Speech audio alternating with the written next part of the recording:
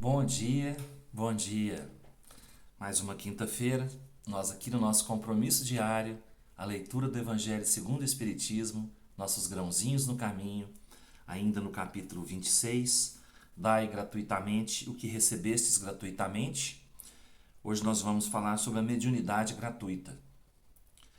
Os médiuns modernos, porque os apóstolos também tinham mediunidade, igualmente receberam de Deus um dom gratuito, o de serem os intérpretes dos espíritos para a instrução dos homens, para mostrar-lhes o caminho do bem e conduzi-los à fé, e não para vender-lhes palavras que não lhes pertencem, porque não são o produto de sua concepção, nem de suas pesquisas, nem de seu trabalho pessoal.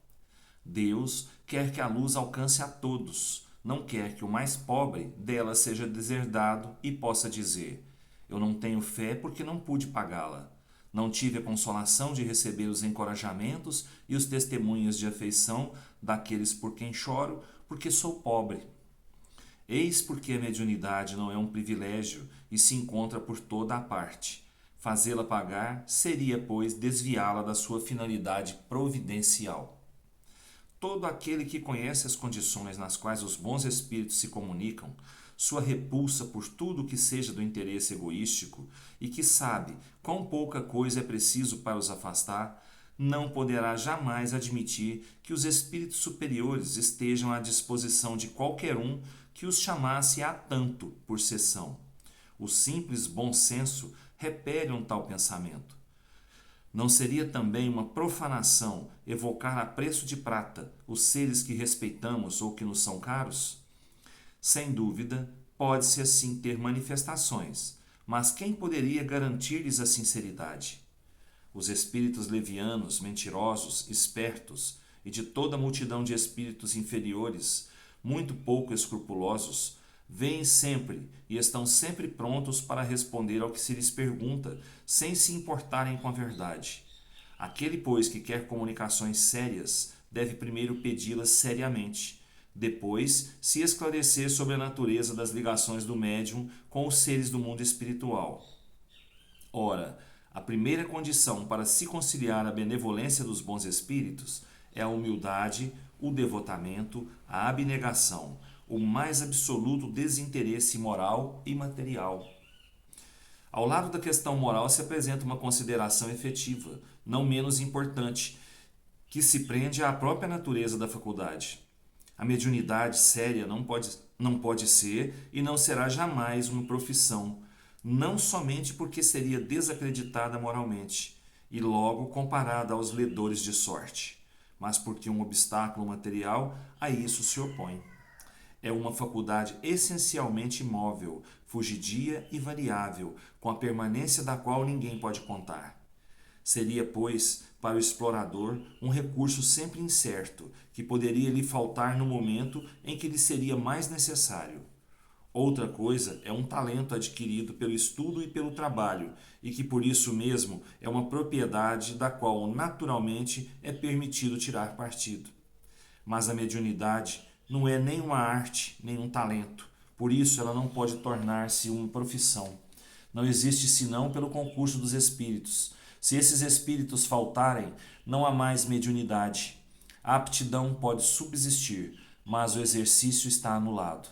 Assim, não há um só médium no mundo que possa garantir a obtenção de um fenômeno espírita em dado instante. Explorar a mediunidade é, pois, dispor de uma coisa da qual não se é realmente senhor. Afirmar o contrário é enganar aquele que paga. Há mais, não é de si mesmo que se dispõe, são dos espíritos, das almas dos mortos, cujo concurso é posto à venda. Esse pensamento repugna instintivamente. Foi esse tráfico degenerado em abuso, explorado pelo charlatanismo, a ignorância, a credulidade e a superstição, que motivou a proibição de Moisés. O espiritismo moderno, compreendendo o lado sério da coisa, pelo descrédito que lançou sobre essa exploração, elevou a mediunidade à categoria de missão. A mediunidade é uma coisa santa, que deve ser praticada santamente, religiosamente. Se há um gênero de mediunidade que requer essa condição de forma ainda mais absoluta, é a mediunidade curadora. O médico dá o fruto dos seus estudos, que fez ao preço de sacrifícios, frequentemente penosos. O magnetizador dá o seu próprio fluido, frequentemente mesmo a sua saúde. Eles podem a isso pôr um preço. O médium curador transmite o fluido salutar dos bons espíritos. Ele não tem o direito de vendê-lo. Jesus e os apóstolos, conquanto pobres, não faziam pagar as curas que operavam. Todo aquele, pois, que não tem do que viver, procure os recursos em outra parte do que na mediunidade, que não consagre a ela, se preciso for, senão o tempo de que possa dispor materialmente. Os espíritos lhe terão em conta o devotamento e seus sacrifícios, ao passo que se afastam daqueles que esperam fazer deles um meio para subir. Muito bem, mais uma vez, né? A gente aqui falando sobre cobranças, sobre dinheiro envolvido com o espírito, com as manifestações espíritas, né? Com a mediunidade. Não existe isso, pessoal, de você pagar por uma comunicação. Poxa, eu quero uma psicografia do fulano, meu parente que faleceu. Ah, tá. Você quer uma psicografia, uma mensagem. Olha, gente, a mensagem a gente precisa tanto para poder receber essa mensagem, para acionar o espírito do outro plano, para ele vir dar essa mensagem, vai ficar em tanto para você. Isso não existe. Uma casa séria, uma casa espírita, uma casa espiritualista, que eu não vou envolver só Kardec nisso, né? Só as casas de Kardec, né? Ou só as igrejas, né? De maneira geral. O templo que se diz verdadeiramente cristão, ele não envolve dinheiro para essas coisas, para manifestações, para celebração, né? Deus não cobra para orar por ninguém. Deus não cobra para que você entre na sua casa, para que você mantenha a sua casa. Deus te pede que colabore com a sua casa quando você puder colaborar, porque é necessário. A casa precisa, não é? A casa precisa para pagar as contas de energia, as contas de água, né?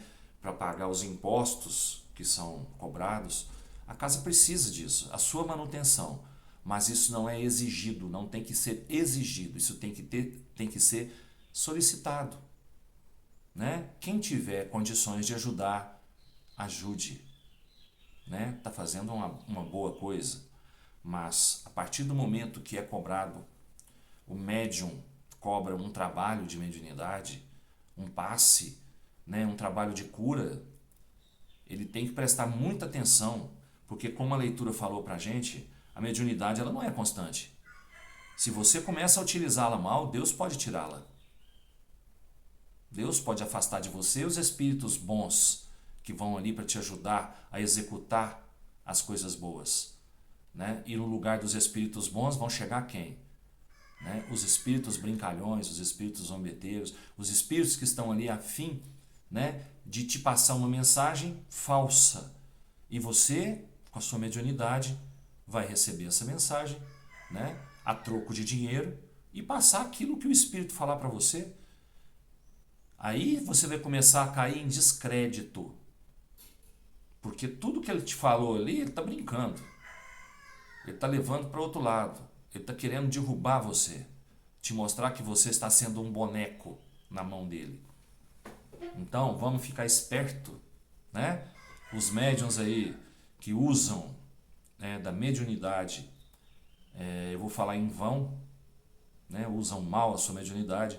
Vamos ficar espertos, porque vamos ser cobrados por isso.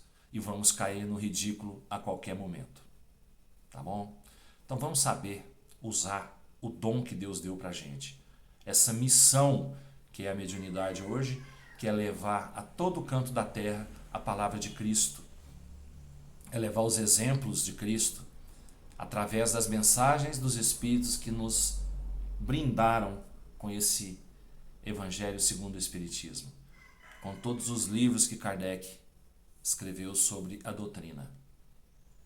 Então vamos agradecer, confiar e vamos principalmente verificar se aquele médium que está trabalhando ali, se ele realmente tem moral para poder falar para a gente, para poder executar a sua mediunidade a serviço do bem, a serviço do amor ao próximo. Um abraço a todos e eu lembrando mais uma vez só, mediunidade é responsabilidade. Mediunidade não é brincadeira. Mediunidade tem que ser colocada em dia todos os dias, com estudo e com trabalho. Que Deus nos abençoe, nos dê uma ótima quinta-feira, com muita luz, com muito equilíbrio, com muito amor no coração. Vamos lá, vamos trabalhar, né? Trabalhar no caminho do bem.